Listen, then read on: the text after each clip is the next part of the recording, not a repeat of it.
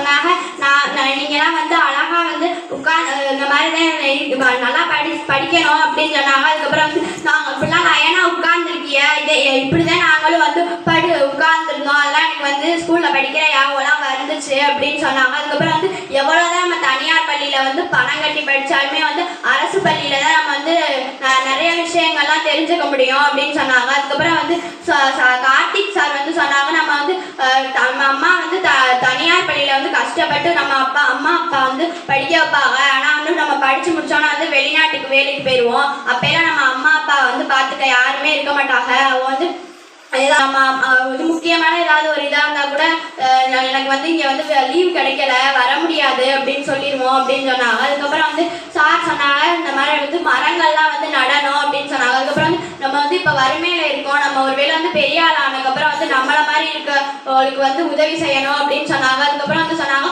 18 சித்தர்கள் வந்து வாழ்ந்த நாடு வந்து தமிழ்நாடு அப்படின்னு சொன்னாங்க. அதுக்கப்புறம் வந்து நம்ம எவ்வளோ நாடு இருந்தாலுமே வந்து நம்ம நாட்டு கலாச்சாரத்தை பற்றி தெரிஞ்சுக்க தான் எல்லாரும். என் பேர் மாதேவகோட்டை சேர்ந்த மாணிக்க வாசகர் நடுநிலைப்பள்ளியில் 6ஆம் வகுப்பு படிக்கிறேன்.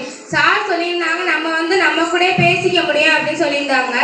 எப்படி பேசுறது அப்படின்னு வந்து நாங்கள் கேட்டிருந்தோம். அதுக்கு சார் சொல்லியிருந்தாங்க, நம்ம வந்து காலையில் எழுந்திரிச்சோடனே வந்து கடவுள்கிட்ட ப்ரேயர் பண்ணுவோம். அதுக்கடுத்து வந்து நம்ம செய்கிற வேலையெல்லாம் செய்வோம். அப்புறம் நைட்டு தூங்கும் போது நம்ம ப்ரேயர் பண்ணுவோம். நம்ம வந்து தூங்கையில் படுத்த உடனே வந்து தூங்கிட மாட்டோம். அப்போ வந்து நம்ம வந்து காலையிலேருந்து என்ன செஞ்சோம் அப்படிங்கிறத வந்து யோசிச்சு பார்க்கணும் அப்படின்னு சார் சொல்லியிருந்தாங்க. அதுக்கப்புறம் சார் சொல்லியிருந்தாங்க, நம்ம வந்து செடிலாம் வளர்க்கணும் அப்படின்னு சொல்லியிருந்தாங்க. அப்புறம் சார் சொல்லியிருந்தாங்க, 18 சித்தர்கள் வாழ்ந்த ஊர் வந்து தமிழ்நாடு அப்படின்னு சொல்லியிருந்தாங்க. அதுக்கப்புறம் சார் சொல்லியிருந்தாங்க, நம்ம வந்து இன்னைக்கு தலை நிமிர்ந்து படித்தாலே நம்ம வந்து நாளைக்கு தலை நிமிர்ந்து இருக்க முடியும் அப்படின்னு சொல்லியிருந்தாங்க.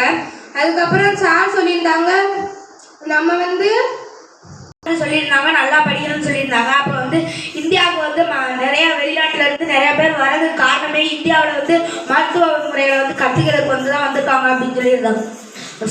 அப்புறம் சித்த மருத்துவம் தான் வந்து ரொம்ப நல்லது, மாத்திரை இதெல்லாம் சாப்பிட்றதுனால வந்து அது மூலமாக இன்னொரு நோய் பரவும் அப்படின்னு சொல்லியிருந்தாங்க. அப்புறம் வந்து நம்ம வந்து இன்னைக்கு தலை நிமிர்ந்து படிப்பதை வந்து நாளைக்கு நம்ம தலை நிமிர்ந்து நடக்கிறதுக்கு தான் சொல்லியிருந்தாங்க. சார் மூலமாக நான் தெரிஞ்சுக்கிட்டேன். நன்றி, வணக்கம்.